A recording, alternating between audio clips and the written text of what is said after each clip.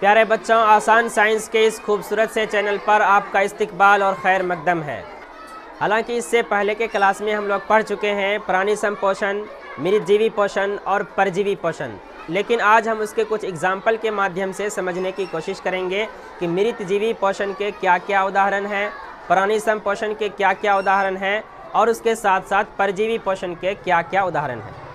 मृतजीवी पोषण के बारे में हम लोग डिटेल से पढ़ चुके हैं। अगर आपने वो वीडियो नहीं देखा है, जैव प्रक्रम का लेक्चर 1 देख सकते हैं। लेकिन आज हम लोग बात करेंगे मृतजीवी पोषण के उदाहरण क्या क्या हैं। आप लोगों को पता है कि मृतजीवी पोषण यानी कि पोषण का ऐसा तरीका जिसमें कि जीव सड़े गले या मरे पदार्थ से अपना भोजन हासिल करते हैं, मृतजीवी पोषण कहलाता है। उसके एग्जाम्पल थे कवक। कवक में क्या क्या आता है? यीस्ट आता है, फफूंद आता है और मशरूम आता है। ये सभी किसके एग्जाम्पल हैं? मृतजीवी पोषण के एग्जाम्पल हैं, यानी कि ये अपना भोजन सड़े गले और मरे पदार्थ से हासिल करते हैं। जो मृतजीवी जीव होते हैं वो डिकम्पोजर या अपघटक भी कहलाते हैं। इसके बाद आता है परजीवी पोषण। परजीवी पोषण में पोषण का एक ऐसा तरीका था जिसमें कि जीव किसी दूसरे जीव से अपना भोजन हासिल करते हैं, यानी कि वो अपने भोजन के लिए किसी दूसरे जीव पर निर्भर रहते हैं और उसका बना बनाया भोजन अपने अंदर ग्रहण कर लेते हैं। कैसे ग्रहण करते हैं? तो लिक्विड फॉर्म में उसके भोजन को एब्जॉर्ब कर लेते हैं, चूस लेते हैं। इस तरह के भोजन को बोलते हैं, इस तरह से भोजन हासिल करने के तरीके को बोलते हैं परजीवी पोषण। परजीवी पोषण का क्या क्या एग्जाम्पल हो जाएगा? आप लोगों ने जोंक देखा होगा, जिसे बोलते हैं लीच। वो भोजन कहाँ से प्राप्त कर रहा है?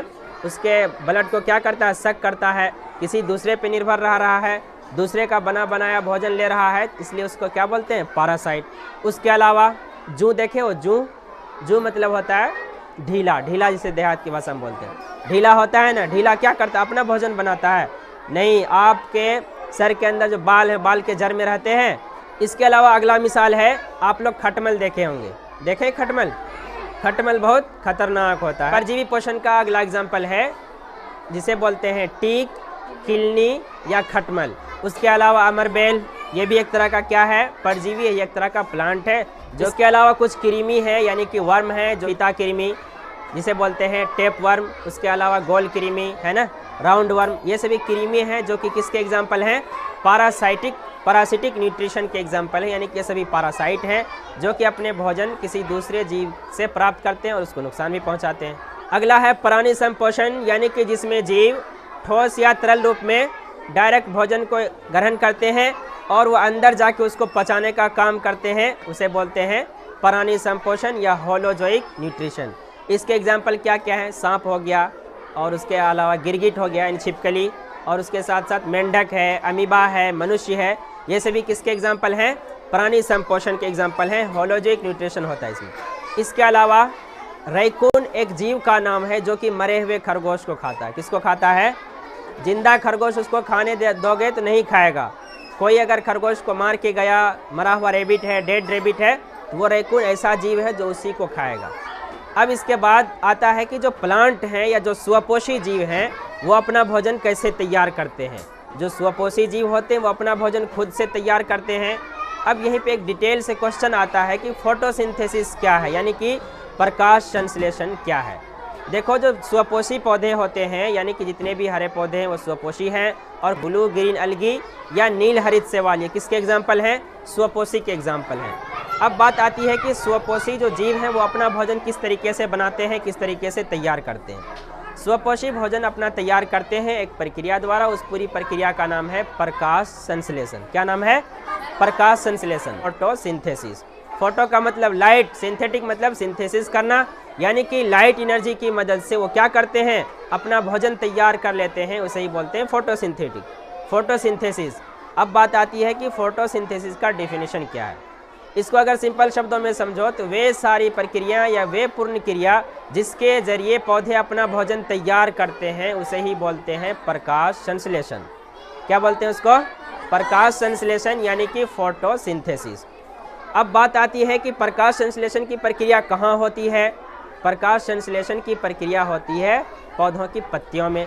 लेकिन कुछ ऐसे भी पौधे हैं जिसकी पत्तियों में प्रकाश संश्लेषण की क्रिया नहीं होती है, बल्कि तने में होता है। चलो पहले बात कर लेते हैं पत्ती में कहाँ होता है। कोई हरी पत्ती है, हरी पत्ती के अंदर क्या होता है? क्लोरोप्लास्ट होता है। हरे रंग के अंगक होते हैं क्लोरोप्लास्ट। उस क्लोरोप्लास्ट में होता है क्लोरोफिल। उसी क्लोरोफिल के मदद से पौधे अपने भोजन क्या करते हैं, तैयार करते हैं। लेकिन कुछ ऐसे पौधे भी हैं जो कि मरुस्थल यानी कि जिसे बोलते हैं मरुद्भिद पौधा। मरुद्भिद मतलब होता है ज़ेरोफाइट्स प्लांट। ज़ेरोफाइट्स मतलब हो गया ऐसे पौधे जो कि सूखे स्थान पे उगते हैं, मरुस्थल पे, बलुआई ज़मीन पे उगते हैं, उसे बोलते हैं ज़ेरोफाइट्स प्लांट या मरुद्भिद पौधा। अब बात आती है कि मरुद्भिद पौधे अपना भोजन कैसे प्रकाश संश्लेषण की क्रिया से तैयार करते हैं। जो मरुद्भिद पौधे या ज़ेरोफाइट्स प्लांट होते हैं वे दिन में कार्बन डाइऑक्साइड को ग्रहण नहीं करते हैं, क्योंकि उसके प्लांट के अंदर क्या होता है, लीफ है, पत्ती है, पत्ती में क्या होता है, स्टोमाटा होता है। क्लास 9th में आप लोग पढ़े होंगे स्टोमाटा, जिसे बोलते हैं रंध्र। उसी रंध्र के माध्यम से क्या करते हैं, कार्बन डाइऑक्साइड को अंदर लेते हैं, ऑक्सीजन को बाहर निकालते हैं। अब जो ज़ेरोफाइट्स प्लांट है यानी कि जो मरुद्भिद पौधे हैं वो मरुस्थल में रह रहे हैं, यानी कि वहाँ पे रहते हैं जहाँ पे पानी की बहुत कमी है। अब क्या होगा, अगर दिन में वो अपने स्टोमाटा या रंध्र को खोलेंगे, उसके ज़रिए ठीक है वो ऑक्सीजन रिलीज़ करेगा और कार्बन डाइऑक्साइड ग्रहण करेगा उस स्टोमाटा के ज़रिए, लेकिन उसके खोलने की वजह से उसके पानी का भी लॉस होने लगेगा। क्योंकि पानी की कमी है इसीलिए वो क्या करता है, दिन में अपने स्टोमाटा को बंद रखता है ताकि धूप से उसके पानी की कमी उसके शरीर में ना हो, पौधे से पानी की कमी ना हो पाए। इसलिए जो मरुद्भिद पौधे होते हैं या मरुस्थली पौधे होते हैं जिसे बोलते हैं ज़ेरोफाइट्स प्लांट, वो क्या करते हैं, कार्बन डाइऑक्साइड को रात में लेते हैं। किस टाइम लेते हैं, रात में लेते हैं। लेकिन और जैसे इधर हरे पौधे हैं ये सब क्या करते हैं, दिन में ही कार्बन डाइऑक्साइड को ग्रहण करते हैं और सूर्य प्रकाश से क्या लेते हैं, सनलाइट से क्या लेते हैं, सोलर एनर्जी लेते हैं और क्लोरोफिल की उपस्थिति में अपना भोजन तैयार करते हैं। लेकिन जो ज़ेरोफाइट्स प्लांट हैं वो रात में कार्बन डाइऑक्साइड लेते हैं। रात में क्यों लिया कार्बन डाइऑक्साइड, क्योंकि स्टोमाटा अगर वो दिन में खोला, रंध्र दिन में खोलेगा, उसके ज़रिए पानी का भी लॉस होने लगेगा। क्योंकि मरुस्थली जगह पे या जहाँ पे बालुआई ज़मीन है या पानी की कमी है, वहाँ पे पानी कम आ रहा है, तो उसी कम पानी में ही उसको ज़िंदा रहना है।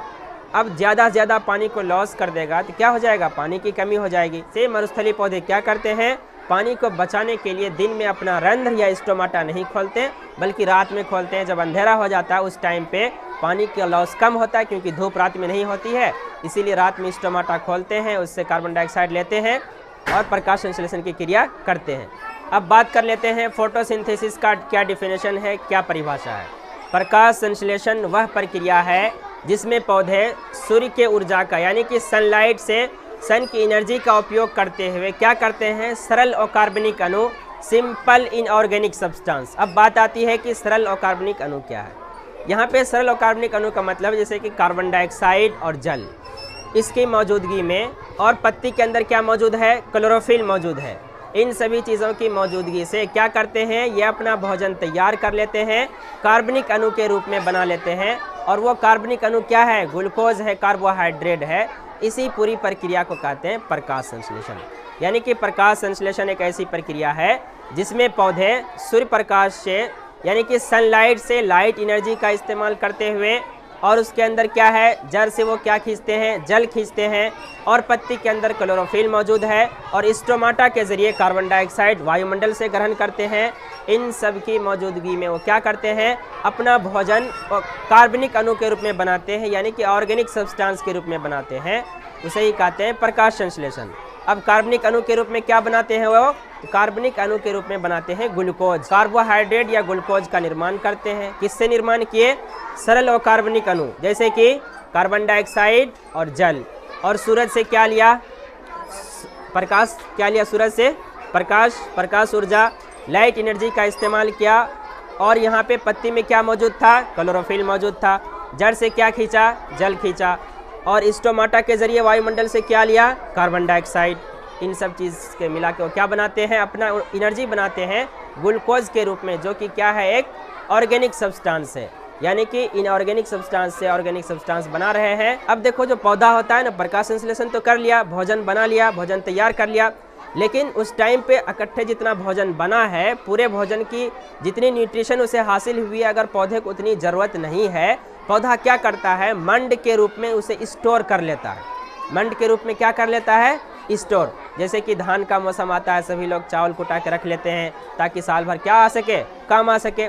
अब प्लांट क्या है, दिन में तो भोजन बना लिया, अब रात में तो प्रकाश संश्लेषण की क्रिया होगी नहीं, अब प्रकाश संश्लेषण की क्रिया रात में नहीं होगी, या जब भी ज़रूरत पड़ेगी, अगर उस दिन मौसम ख़राब है, सही से प्रकाश संश्लेषण नहीं हो पा रहा है, तो वो थोड़ा बहुत बचा के रख लेते हैं उस एनर्जी को। किसके रूप में? मंड के रूप में बचा के रख लेते हैं प्लांट। और आदमी किसके रूप में बचाता है? हम लोग खाना खाए, अब दिन भर 24 घंटा तो खाना खाते नहीं रहते हैं, बल्कि 3 टाइम खाना खाते हैं। एक टाइम खाना खाए, अब जितनी भी एनर्जी हमें मिली, जितनी भी ऊर्जा मिली, तो उसका कुछ रूप, उसका कुछ हिस्सा क्या कर लेता है? बॉडी बचा के रख लेता है ग्लाइकोजन के रूप में। लेकिन प्लांट ग्लाइकोजन के रूप में बचा के नहीं रखता है, प्लांट मंड के रूप में अपना भोजन क्या करता है? स्टोर करता है। और आदमी या मनुष्य किसके रूप में स्टोर करता है? ग्लाइकोजन के रूप में स्टोर करता है। स्टोर से क्या फ़ायदा हुआ? जब उसको ज़रूरत पड़ेगी तब वहाँ से स्टोर फूड का इस्तेमाल क्या कर लेगा? वहाँ से उसको इस्तेमाल में ला लेगा, और पौधे अपने उत्तरजीविता को क्या करेंगे? बनाए रखेंगे। अब बात कर लेते हैं कि प्रकाश संश्लेषण की प्रक्रिया के लिए किन किन कच्ची सामग्री की आवश्यकता होती है, या किन किन चीज़ों की ज़रूरत पड़ती है पौधे को प्रकाश संश्लेषण की प्रक्रिया को अंजाम देने के लिए। प्लांट जो है फोटोसिंथेसिस के प्रोसेस को अंजाम देने के लिए 4 चीज़ों की आवश्यकता उसे पड़ती है। पहला है पर्णहरित या क्लोरोफिल, जो कि पौधे की पत्तियों में मौजूद होता है। दूसरा इसमें क्या है? कार्बन डाइऑक्साइड, जो कि प्लांट इन्वायरमेंट से लेते हैं, पर्यावरण से लेते हैं। और तीसरा क्या है? तीसरा है आपका जल। जल कहाँ से लेते हैं पौधे? जड़ की मदद से खींचते हैं ज़मीन से, जाइलम के जरिए जल का क्या होता है? संवहन होता है। और चौथा है सनलाइट या सूर्य का प्रकाश। ये कहाँ से लेते हैं? सूरज से सूर्य का प्रकाश लेते हैं। ये 4 चीज़ों की ज़रूरत पड़ती है प्रकाश संश्लेषण की प्रक्रिया के लिए। एग्जाम के पॉइंट ऑफ व्यू से ये बहुत ही इंपॉर्टेंट इक्वेशन है, यानी कि तकरीबन हर साल इसके रिगार्डिंग क्वेश्चन आते हैं। इसमें क्या क्या क्वेश्चन आता है कि प्रकाश संश्लेषण की प्रक्रिया को दर्शाने के लिए एक रासायनिक समीकरण लिखें, या प्रकाश संश्लेषण की प्रक्रिया में जितने भी घटक सम्मिलित हैं उसके लिए एक रासायनिक समीकरण दें। इसमें क्या करते हैं? प्रकाश संश्लेषण की प्रक्रिया में पौधे क्या किए? वायुमंडल से कार्बन डाइऑक्साइड को ग्रहण किए, वायुमंडल से कार्बन डाइऑक्साइड को ग्रहण किए। उसके बाद ज़मीन से क्या लिए? जल लिए, जड़ के ज़रिए जल लिए, और जाइलम के ज़रिए पौधे के हर हिस्से में पहुंचा दिए। अब क्या होता है? जल और कार्बन डाइऑक्साइड पत्तियों तक पहुंच गया। उसके बाद सूरज से क्या लेते हैं? सनलाइट लेते हैं, यानी कि सनलाइट जैसे ही इस पे पड़ेगा, और किसकी उपस्थिति में? क्लोरोफिल की उपस्थिति में ये क्या बना देते हैं? C6H12O6, इसी को बोलते हैं ग्लूकोज। क्या बोलते हैं? ग्लूकोज। के बाद ये क्या करते हैं? ऑक्सीजन को वायुमंडल में रिलीज़ करते हैं। किसको रिलीज़ करते हैं? ऑक्सीजन को। वही ऑक्सीजन हम लोग क्या करते हैं? सांस लेते हैं। उसके साथ साथ जल बाय प्रोडक्ट के रूप में बच जाता है। सवाल आता है कि प्रकाश संश्लेषण की पूरी क्रियाविधि का वर्णन कीजिए कि आखिर कैसे कैसे प्रकाश संश्लेषण होता है। देखिए, जो पौधों में प्रकाश संश्लेषण होता है वो क्या करते हैं?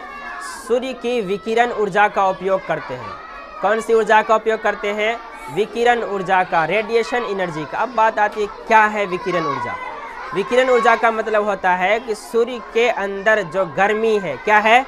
गर्मी है और प्रकाश है, उसकी ऊर्जा का उपयोग करते हैं, उसकी एनर्जी का उपयोग करते हैं। उसकी एनर्जी का उपयोग करके क्या करेंगे? तो पत्ती के अंदर जो क्लोरोफिल मौजूद है और ज़मीन से जो जल लेते हैं, उसकी मौजूदगी में जल क्या होते हैं? टूटते हैं, और टूटने फूटने के बाद, मिलने के बाद क्या बना देता है? ग्लूकोज बना देता है। इसी ग्लूकोज का इस्तेमाल प्लांट एनर्जी के रूप में करते हैं। ये पूरा प्रोसेस है किसका?